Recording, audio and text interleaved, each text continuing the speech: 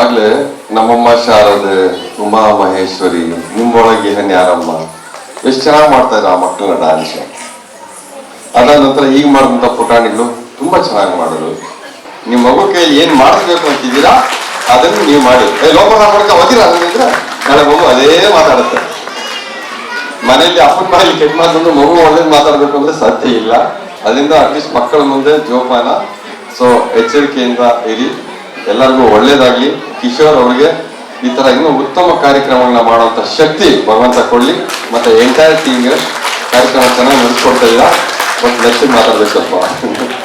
ಎಲ್ಲರಿಗೂ ಒಳ್ಳೇದಾಗ್ಲಿ. ಜೈ ಹಿಂದ್, ಜೈ ಕರ್ನಾಟಕ ಮಾತು.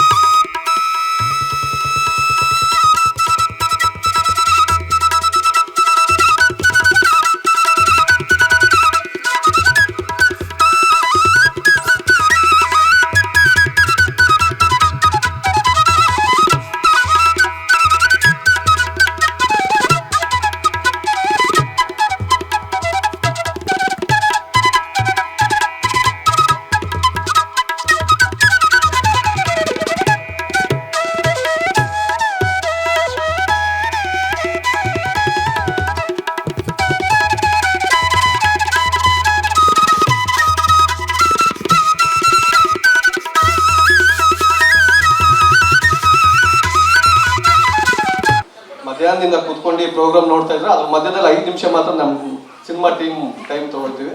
ಫಸ್ಟ್ ಈ ಒಂದು ಕಾರ್ಯಕ್ರಮ ಆರ್ಗನೈಸ್ ಮಾಡಿ ನಮಗೆ ಇಲ್ಲಿಗೆ ಅವಕಾಶ ಮಾಡಿಕೊಟ್ಟಂತ ಕಿಶೋರ್ ಸರ್ಗೆ ನನ್ನ ಇಡೀ ಚಿತ್ರತಂಡದ ಪರವಾಗಿ ತುಂಬಾ ಹೃದಯದ ಧನ್ಯವಾದಗಳನ್ನ ಅರ್ಪಿಸ್ತೀನಿ. Thank you sir, thank you so much. ನಮ್ಮಂತ ಹೊಸ ಟೀಮ್ನೆಲ್ಲ ರೆಕಗ್ನೈಸ್ ಮಾಡಿ ಕರೆಯೋದೇ ದೊಡ್ಡ ವಿಷಯ, ಅದ್ರೊಳಗೂ ನೀವು ಕರೆದಿದ್ರ ಅಂದಮೇಲೆ ತುಂಬಾ ಖುಷಿ. ಸಿನಿಮಾದ ವಿಷಯಕ್ಕೆ ಬಂದ್ರೆ ಓಂ ಶಿವಂ ಒಂದು ಪಕ್ಕ ಲವ್ ಮತ್ತೆ ಆಕ್ಷನ್ ಸಬ್ಜೆಕ್ಟು. ಅದ್ರ ಜೊತೆಲಿ ಫಸ್ಟ್ ಟೈಮ್ ಇದಕ್ಕಿಂತ ಮುಂಚೆ ಮಾಡಿದ್ದಾರೆ, ತುಂಬಾ ಗ್ಯಾಪ್ ನಂತರದಲ್ಲಿ ಕನ್ನಡದಲ್ಲಿ ಸಂಸ್ಕೃತವನ್ನ ಇಡೀ ಹಾಡನ್ನ ಬಳಸಿರುವಂತಹ ಒಂದು ಸಿನಿಮಾ. ನಾಯಕಿಯಾಗಿ ನಾನು ನಡೆಸಿದ್ದೀನಿ. ಅಂಜಲಿ ಅನ್ನೋದು ನನ್ನ ಪಾತ್ರ. ಒಂದು ಮುದ್ದಾದ ಲವ್ ಸ್ಟೋರಿ. ಹುಡುಗ ಹುಡುಗಿ ಎಷ್ಟು ಕಷ್ಟಪಡ್ತಾರೆ ಆ ಪ್ರೀತಿನ ಉಳಿಸ್ಕೊಳ್ಳೋಕ್ಕೆ ಅನ್ನೋದು ಒಂದು ಹೇಳೆ ಅದ್ರದ್ದು. ಸೊ ಈ ಚಿತ್ರ ಆಲ್ರೆಡಿ ಸಾಂಗ್ ಅನ್ನ ನೋಡಿದ್ದೀರಿ, ಇವನ್ ಟೀಸರ್ ಕೂಡ ನೋಡಿದ್ದೀರಿ. ಹೋಪ್ಫುಲಿ ನಿಮಗೆಲ್ಲ ಇಷ್ಟ ಆಗಿದೆ ಅಂತ ಅನ್ಕೋತೀನಿ. ಮುಂದಿನ 2 ತಿಂಗಳಲ್ಲಿ ಈ ಮೂವಿ ಕೂಡ ರಿಲೀಸ್ ಆಗ್ತಾ ಇದೆ. ದಯಮಾಡಿ ಎಲ್ಲರೂ ಕೂಡ ಈ ಚಿತ್ರನ ಪ್ಲೀಸ್ ಥಿಯೇಟರಿಗೆ ಬಂದು ನೋಡಬೇಕು ಅಂತೇಳಿ ನಮ್ಮ ಆಶಯ. ಯಾಕೆಂತ ಹೇಳಿದ್ರೆ ತುಂಬ ಕಷ್ಟಪಟ್ಬಿಟ್ಟು ಈ ಸಬ್ಜೆಕ್ಟ್ನ ಮಾಡಿದ್ದೀವಿ. ಇಟ್ಸ್ ವೆರಿ ಈಸಿ ನೋಡುವಾಗ, ಇದು ಇಷ್ಟೇನಾ ಅಂತ ಅನ್ನಿಸ್ಬೋದು ಮೇ ಬಿ, ಬಟ್ ಒಂದೊಂದು ಆ್ಯಕ್ಷನ್ ಸೀಕ್ವೆನ್ಸ್ ನೋಡಿದ್ರೆ ಎಷ್ಟು ಬ್ಯೂಟಿಫುಲ್ ಆಗಿ ಬಂದಿದೆ. ಸೊ ಅದಕ್ಕೆ ನಮ್ಮೆಲ್ಲ ಚಿತ್ರತಂಡ ತುಂಬ ಕಷ್ಟಪಟ್ಬಿಟ್ಟು ಈ ಪ್ರಾಜೆಕ್ಟ್ನ ಮಾಡಿದ್ದೀವಿ. ಒಂದೇ ಒಂದು ರಿಕ್ವೆಸ್ಟ್ ಏನಂತ ಹೇಳಿದ್ರೆ, ಇಲ್ಲಿ ಬಂದಿರೋಂಥ ಎಲ್ಲರೂ ಕೂಡ ಈ ಚಿತ್ರನ ಓಂ ಶಿವಂ ಚಿತ್ರನ ದಯಮಾಡಿ ಥಿಯೇಟ್ರಲ್ಲೇ ಹೋಗಿ ನೋಡಿ. ಅಟ್ಲೀಸ್ಟ್ ನಾವು ಕಷ್ಟಪಟ್ಟಿರೋದಕ್ಕೆ ಒಂದು ಸಾರ್ಥಕತೆ ಅಂತ ಸಿಗುತ್ತೆ. ಸೊ ಎಲ್ಲರಿಗೂ ಗೊತ್ತಿದೆ ಅಲ್ಲ ನಮ್ಮ ಚಿತ್ರದ ಹೆಸರು, ಏನು ಹೇಳಿ? Hopefully. Thank you so much, thank you. ಈ ಕಥೆನ ನಾವು ಪ್ಲ್ಯಾನ್ ಮಾಡಿ ಆಲ್ಮೋಸ್ಟ್ 1 ಇಯರ್ ಆದಮೇಲೆ ಶೂಟ್ ಸ್ಟಾರ್ಟ್ ಮಾಡಿದ್ದು. ಶೂಟ್ ಸ್ಟಾರ್ಟ್ ಮಾಡೋಕ್ಕೆ ಮುಂಚೆ ಆಲಿನ್ ಸರ್ ಕೇಳಿದ್ರು, ಸರ್ ಇದೆಲ್ಲ ಹೆಂಗೆ ಮಾಡಬೇಕು, ಏನು ಮಾಡಬೇಕು ಅಂತ. ಸ್ಟಾರ್ಟಿಂಗ್ ಡೇ 1 ಶೂಟ್ ಸ್ಟಾರ್ಟ್ ಟ್ರೈನಿಂಗಿಂದ ಹಿಡಿದು ಎಂಡ್ವರೆಗೂ ಆಲಿನ್ ಸರ್ ನನ್ನ ಜೊತೆ ನಿಂತ್ಕೊಂಡು ನೀಟಾಗಿ ಇದಿದೆ ಮಾಡಬೇಕು, ಆ ಡೆಡಿಕೇಶನ್ ಮೋಟಿವೇಶನ್ ಅವತ್ತೇನು ಕೊಟ್ಟಿದ್ರು ಇವತ್ತು ಇಲ್ಲಿ ನಿಂತ್ಕೊಂಡು ನಾನು ಮಾತಾಡ್ತಾ ಇದ್ದೀನಿ. ಈಗ ನೋಡಿ ಎಷ್ಟೊಂದು ಜನ ಪ್ರತಿಭೆಗಳು ಎಲ್ಲರಿಗೂ ಸಪೋರ್ಟ್ ಮಾಡ್ತಿದ್ದಾರೆ. ಇವರು ಸಪೋರ್ಟ್ ತಗೊಂಡು ನಾನು ಒಬ್ಬ ಬಿಗಿನಿಂಗ್ ಸ್ಟೇಜಲ್ಲಿ ಭಾಳ ಸಪೋರ್ಟ್ ಮಾಡ್ಯಾರ ನನಗೆ. ಇದೊಂದು ಅವಕಾಶ ಅವ್ರ ಮುಂದೆ ಹೇಳಕ್ಕೆ ಸಿಕ್ಕಂಥ ಅವಕಾಶ, ಹಾಗಾಗಿ ಹೇಳ್ತಾ ಇದ್ದೀನಿ. ಈಗ ನೋಡಿ ಅದಲ್ಲದೆ ನಮ್ಮ ಚಿತ್ರತಂಡ ಕೂಡ ಒಂದು ಸಪೋರ್ಟ್ ಮಾಡ್ತಿದ್ದಾರೆ. ಅದು ಈ ಥರ ಸಪೋರ್ಟ್ ಮಾಡೋಕ್ಕೆ ಭಾಳ ದೊಡ್ಡ ಮನಸ್ಸು ಬೇಕು. ಆಮೇಲೆ ಡಾಕ್ಟರ್ ಕೂಡ ಇದ್ದಾರೆ. Thank you. ನಮಸ್ತೆ ಸರ್. ನಮಸ್ತೆ.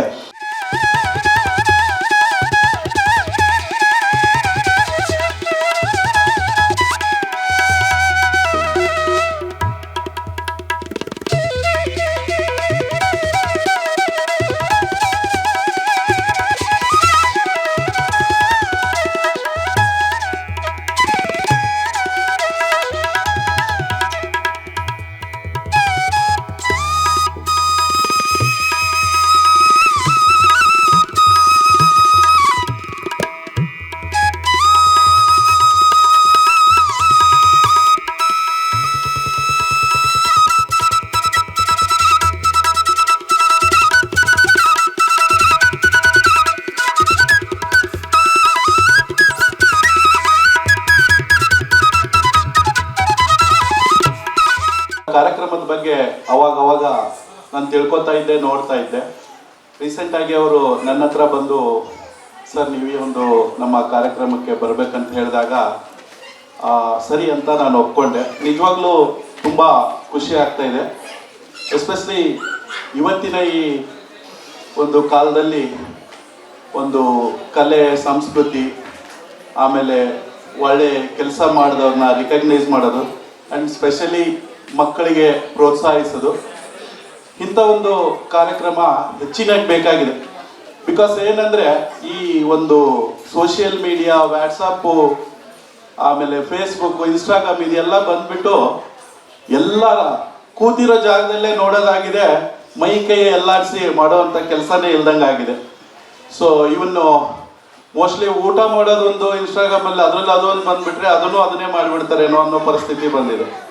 ಸೊ ಅಂಥ ಒಂದು ಕಾಲದಲ್ಲಿ ಈ ಥರ ಒಂದು ಕಲೆಯನ್ನು, ಎಲ್ಲರ ಪ್ರತಿಭೆಯನ್ನು ಗುರುತಿಸಿ ಮಾಡ್ತಾ ಇರುವಂಥ ಕಾರ್ಯಕ್ರಮ, ಅದರ ಜೊತೆಯಲ್ಲಿ ಪತ್ರಿಕೋದ್ಯಮ ಮತ್ತು ವೈದ್ಯರನ್ನು ಅವ್ರಿಗೊಂದು ಸನ್ಮಾನಿಸುವುದು, ಅವರ ಒಂದು ಕರ್ತವ್ಯವನ್ನು ಜನರಿಗೆ ತಿಳಿಸುವಂಥ ಒಂದು ಈ ಕಾರ್ಯಕ್ರಮವನ್ನು ಕೂಡ ಮಾಡಿದ್ದಾರೆ. ಅದರಿಂದ ಅವರಿಗೆ ನಾನು ಒಂದು ವಿಶೇಷವಾದ ಧನ್ಯವಾದಗಳು ಹೇಳ್ತೀನಿ. ಸಾಮಾನ್ಯವಾಗಿ ನಮಗೆ ಈ ರೀತಿ ಒಂದು ಕಾರ್ಯಕ್ರಮಕ್ಕೆ ಕರೆದಾಗ ನಮಗೇನೋ ಒಂದು ಸಂತೋಷ ಏನಾಗಿರುತ್ತೆ ಅಂತಂದರೆ, ಕಾರ್ಯಕ್ರಮಕ್ಕೆ ಹೋಗ್ಬಿಟ್ಟು ಈ ರೀತಿ ಕಲರ್ಫುಲ್ ಆಗಿರ್ತಕ್ಕಂಥ ಮಕ್ಕಳನ್ನು, ಅವರ ಒಂದು ನೃತ್ಯವನ್ನು ನೋಡಿ ಎಲ್ಲ ಪ್ರತಿದಿನ ಕೆಮ್ಮು ನೆಗಡೆ ಜ್ವರ ಬಿಟ್ಟಿದ್ದು ಏನು ನೋಡಿರಲ್ಲ ಅಂತ ಮಕ್ಕಳನ್ನು ನೋಡಿ ನಾವು ಖುಷಿಯಾಗಿ ನಗ್ದ ಹಾಡ್ದ ಕುಣಿತಾ ಇರ್ತಕ್ಕಂಥ ಮಕ್ಕಳನ್ನು ನೋಡಿ ನಾವು ಖುಷಿ ಪಡ್ಬೋದು ಅಂತ ಹೇಳ್ಬಿಟ್ಟು ಈ ಕಾರ್ಯಕ್ರಮಗಳ ಕರೆದ ತಕ್ಷಣ ನಾವು ಹೊರಟು ಬರ್ತಾ ಇರ್ತೀವಿ. ಬಟ್ ಇಲ್ಲೇನಾಗುತ್ತೆ, ಕರೆದಾದ್ಮೇಲೆ ಬಂದು ನೋಡ್ತೀವಿ, ಆನಂದ ಪಡ್ತೀವಿ. ಅದಾದ್ಮೇಲೆ ನಮಗೆ ಸರ್ ನೀವು ಒಂದೆರಡು ಮಾತಾಡಿ ಅಂತ ಹೇಳ್ಬಿಡ್ತಾರೆ. ಸೊ ಮಾತಾಡಿ ಅಂತ ಹೇಳಿದಾಗ ಆಗೋದೇನಂತಂದ್ರೆ ಕುತ್ಕೊಂಡಿರ್ತಕ್ಕಂಥ ಪ್ರೇಕ್ಷಕರು ಸೊ ಮಕ್ಕಳ ನೃತ್ಯವನ್ನ ಕಾರ್ಯಕ್ರಮ ನೋಡ್ಬೇಕಾದ್ರೆ ಏನೊಂದು ಸಂತೋಷ ಇರ್ತದಲ್ಲ, ಆದರೆ ಒಬ್ಬ ವೈದ್ಯ ಮಾತಾಡ್ತಾರೆ ಅಂದ ತಕ್ಷಣ ಎಲ್ಲೋ ಒಂದು ಭಯ ಸ್ಟಾರ್ಟ್ ಆಗಿಬಿಡುತ್ತೆ ಅವರಿಗೆ. ಯಾಕಂದ್ರೆ ಈಗಿನ ಪರಿಸ್ಥಿತಿ ಹಾಗಾಗಿದೆ. ಇಷ್ಟು ದಿವಸ ಕೊರೋನಾ ಅಂತ ಇದ್ರು, ಈಗ ಯಾವುದೋ ಡೆಂಗು ಅಂತ ಶುರು ಮಾಡ್ಕೊಂಡ್ಬಿಟ್ಟಿದ್ದಾರೆ. ಈಗ ಡಾಕ್ಟರ್ ಮಾತಾಡ್ತಾರೆ ಅಂದ್ರೆ ಅದ್ರ ಬಗ್ಗೆ ಏನಾರು ಹೇಳ್ತಾರೆ ಅನ್ನತಕ್ಕಂಥ ಒಂದು ಆತಂಕ, ಮುಖದ ಎಕ್ಸ್ಪ್ರೆಷನ್, ಆಡಿಯನ್ಸ್ ಎಕ್ಸ್ಪ್ರೆಷನ್ನೇ ಚೇಂಜ್ ಆಗೋಗ್ಬಿಡುತ್ತೆ.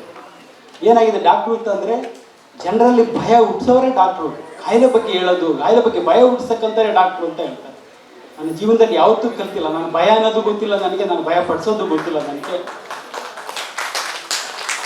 ನನ್ನ ಒಂದು ಅಭಿಪ್ರಾಯದಲ್ಲಿ ಹೇಳಬೇಕು ಅಂತಂದ್ರೆ ಯಾರು ಭಯ ಪಡಿಸ್ತಾರಲ್ಲ ಅವ್ರು ಡಾಕ್ಟ್ರೇ ಅಲ್ಲ. ನಿಮ್ಮಲ್ಲಿ ಇರ್ತಕ್ಕಂಥ ಭಯನ ಕಿತ್ತಾಕೋರು ನಿಜವಾದ ಡಾಕ್ಟರ್ ಹೊರತು ನಿಮ್ಮಲ್ಲಿ ಕಾಯಿಲೆ ಬಗ್ಗೆ ಭಯ ಹುಟ್ಟಿಸೋರಲ್ಲ. ಏನೂ ಆಗಲ್ಲ, ಯಾವುದೇ ಒಂದು ಕಾಯಿಲೆಯಲ್ಲಿ ಭಯ ಪಡಬೇಡಿ ಅಂತ ಹೇಳ್ತಕ್ಕಂಥವ್ರೆ ನನ್ನ ಒಂದು ಅಭಿಪ್ರಾಯದಲ್ಲಿ ಒಂದು ನಿಜವಾದ ವೈದ್ಯ ಅಂತ ಹೇಳ್ಬೋದು. ಈ ಒಂದು ದಿನಾಚರಣೆಗಳನ್ನು ಆಚರಿಸ್ತಾರೆ. ಹಾಗೆ ತಾಯಿಯ ದಿನಾಚರಣೆ, ತಂದೆಯ ದಿನಾಚರಣೆ, ಹಾಗೆ ವೈದ್ಯರ ದಿನಾಚರಣೆ ಅಂತ ಆಚರಿಸ್ತಾರೆ. ಈ ದಿನಾಚರಣೆಗೆ ಆಚರಿಸೋ ಉದ್ದೇಶ ಏನು ಅಂತ ನೋಡೋದಾದ್ರೆ ಅಷ್ಟು ದಿವಸ ಅವರ ಒಂದು ಇದನ್ನ ನೆನಪಿಸ್ಕೊಳ್ಳಲ್ಲ, ಮರ್ತು ಬಿಟ್ಟಿರ್ತೀವಿ. ಬಟ್ ಅಟ್ಲೀಸ್ಟ್ ಕೊನೆ ಪಕ್ಷ ಆ ದಿನನಾದ್ರೂ ಅವರನ್ನು ನೆನಪಿಸ್ಕೊಳ್ಳೋಣ ಅಂತ ಹೇಳ್ಬಿಟ್ಟು ಈ ವೈದ್ಯರ ದಿನಾಚರಣೆ ಅನ್ನೋದು ಯಾವುದಕ್ಕೆ ಶುರು ಆಗಿರ್ಬೋದು ಅಂತ ನೋಡೋದಾದ್ರೆ ಎಲ್ಲರೂ ಆರೋಗ್ಯವಾಗಿರ್ತಿದ್ವಿ. ಮುಂಚೆ ಕಾಯಿಲೆ ಅನ್ನೋದೇ ಇರ್ತಾ ಇರಲಿಲ್ಲ. ಎಲ್ಲೋ ವರ್ಷ 2 ವರ್ಷಕ್ಕೋ 3 ವರ್ಷಕ್ಕೋ ಒಂದ್ಸಲ ಸಣ್ಣ ಪುಟ್ಟ ಕಾಯಿಲೆ ಬರೋದು, ಅದು ಕೂಡ ಮನೆ ಔಷಧಿನೇ ತಗೊಂಡು ಆರಾಮಾಗ್ತಾ ಇದ್ರು. ಬಟ್ ಅವಾಗ ಅದಕ್ಕೆ ಡಾಕ್ಟರ್ ನೆನೆಸೋರೇ ಇರ್ತಿರ್ಲಿಲ್ಲ. ಹಾಗಾಗಿ ಏನಾದ್ರು ಈ ಡಾಕ್ಟರ್ ದಿನಾಚರಣೆ ಅಂತ ಹೇಳಿ ಅವ್ರನ್ನ ಮರಿಬಾರ್ದು ಅನ್ನೋ ಒಂದು ಉದ್ದೇಶಕ್ಕೆ ವರ್ಷಕ್ಕೊಮ್ಮೆನಾರ ನೆನೆಸ್ಕೊಳ್ಳೋಣ ಅಂತ ಏನೋ ಮಾಡಿದ್ರು ಏನೋ ಗೊತ್ತಿಲ್ಲ. ಒಳ್ಳೆ ರೀತಿಯಲ್ಲಿ ಎಲ್ಲ ಮಾಡ್ತಾ ಇರೋದ್ರಿಂದ ನಮಗೆಲ್ಲ ಖುಷಿ ಆಗ್ತಾ ಇದೆ. ನಮ್ಗೆ ತುಂಬ ಖುಷಿ ಆಗ್ತಾ ಇದೆ ಎಷ್ಟು ಚೆನ್ನಾಗಿ ಮಾಡ್ತಾ ಇರೋದೆಲ್ಲ. ಯಾಕೆಂದರೆ ನಾನು ಎಲ್ಲ ಕಾರ್ಯಕ್ರಮಕ್ಕೂ ಅಟೆಂಡ್ ಮಾಡ್ತೀನಿ. ಬಟ್ ಇಲ್ಲಿ ಎಲ್ಲ ಅಂದರೆ ಹೊಸಬ್ರನ್ನ ಪ್ರತಿಭೆಯನ್ನು ಕರೆಸಿ ನನಗೆ ಅವ್ರ ಪರಿಚಯನೇ ಇಲ್ಲ. ಫಸ್ಟ್ ಟೈಮು ನನಗೆ ಕರೆಸಿ ಸರ್ ಈ ಥರ ಇದೆ ಅಂತ ಅವ್ರಿಗೆ ಯಾರು ಹೇಳಿ ಗುರುತಿಸಿ ಕರ್ಕೊಂಬಂದು ಅವ್ರಿಗೂ ಧನ್ಯವಾದ ಹೇಳ್ತಿದ್ದೆ. ತುಂಬ ಸಂತೋಷ ಆಯಿತು ನಾನು ಇಲ್ಲಿ ಬಂದು.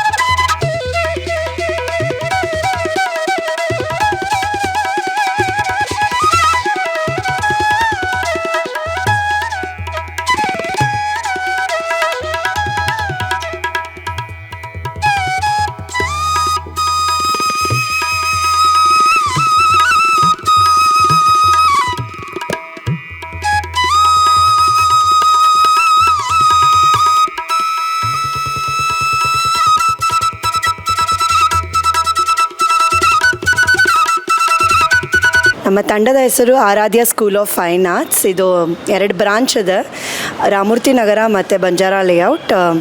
ಕಿಶೋರ್ ಸರ್ ಮತ್ತು ಟೀಮ್ ಬಂದು ತುಂಬ ಚೆನ್ನಾಗಿ ನಡೆಸಿದ್ರು ಪ್ರೋಗ್ರಾಮ್. ತುಂಬ ಖುಷಿ ಆಗ್ತಾ ಇದೆ sir for being part of this programme. Thank you so much.